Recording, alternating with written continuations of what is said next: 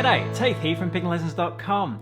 In this banjo lesson, we're going to take a look at a really fun arrangement of Salt Creek played in a melodic style. If you already have a Scruggs version up your sleeve, this would be a great variation for you to play. Otherwise, this melodic version could stand on its own as well. So we certainly have the melody in there, plus a whole bunch of other licks. In a moment, we're going to take a look at part A of the first variation. We have two variations for part A and part B, so we'll look at the first variation here. But if you head to pickinglessons.com, you better get yourself a copy of the tablet you were working from, which has both variations for A and B in there. You'll also find the next part of this lesson where we break down part B first variation, then have a look at the A and B second variation as well, and the tags. At pickinglessons.com, you've got some backing track and play along tracks there as well. Alright, so let's start out with a slow playthrough of part A to begin with. We'll break down some of the techniques and we'll highlight some of the licks that we're looking at in here that you can kind of pull out and use in other contexts as well. So we are capoed in A, but we're playing in standard G tuning. We'll explain that as we go along. So here's a slow part A. 1, 2, 1, 2.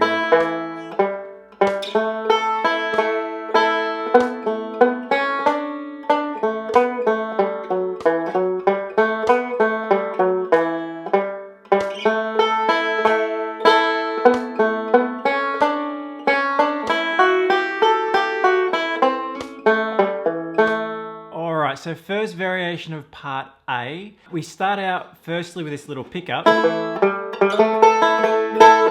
kind of standard Salt Creek entry, using the F rather than perhaps an E and an F sharp. So we're using a little bit more of a bluesy sound with that F note, sliding in to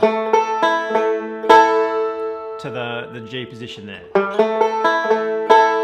I'll point out too that this arrangement is quite hard to play, so it's for the advanced picker. We'll certainly break down some of the more tricky sections, but we won't break it down in too much detail, so it is for the more advanced picker. Now, after that first measure, we have this first melodic run into measure 2. So if you're familiar with the G melodic scale, you'll notice that this run here is just using that position there for the melodic G scale. So measure 2. Keeping an eye on the fingers here that your thumb plays the lower note and then that open string is a finger, index finger. And thumb, thumb, index. Here leads us into a single string passage. There's a little bit of single string throughout in the arrangement. Pretty much where we are now is where we use most of it. So single string through this passage here. Fifth and open into measure 3.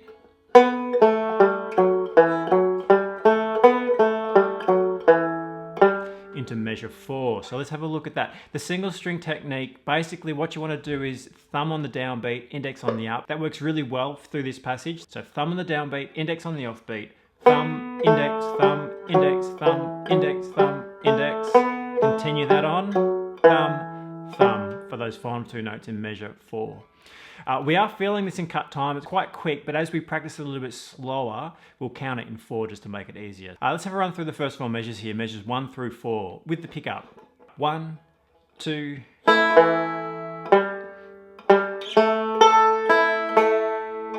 melodic run, single string,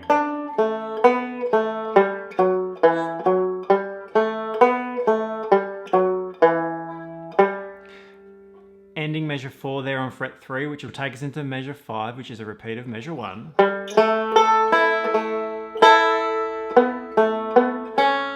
Same melodic run, but the last couple of bars are different here. So we end up with, out of measure 6 into measure 7.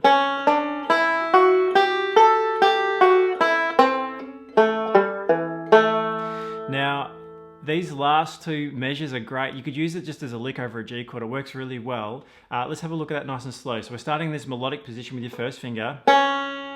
Index thumb, middle thumb, and then back into that. So let's practice that a couple times. So third finger, first finger, and it's really a crossover between finger, thumb as you go. So keep an eye on the tablature, it's all there.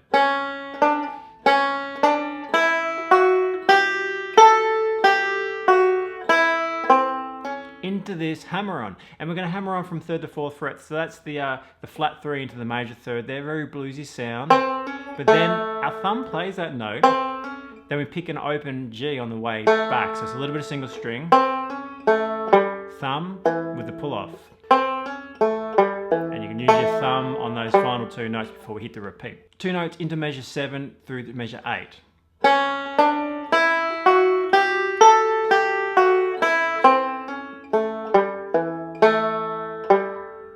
Alrighty, so why don't we have a slow play through while we're here from the beginning. Pick up notes through to the repeat. 1, 2.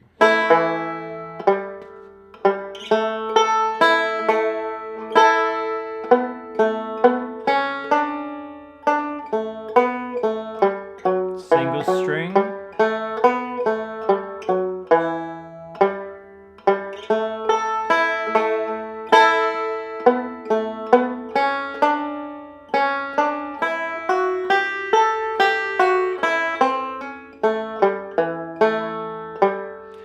Into the repeat, and second ending will be slightly different landings into part B. Now, keep a close eye on your fingers. So we spoke about it briefly. Depending on which passage you're in will kind of determine which technique you're going to use. Of course, there are always variations you could use, but if you use the guide that I've put in the tablature, it will certainly help you get through it. You won't get yourself tangled.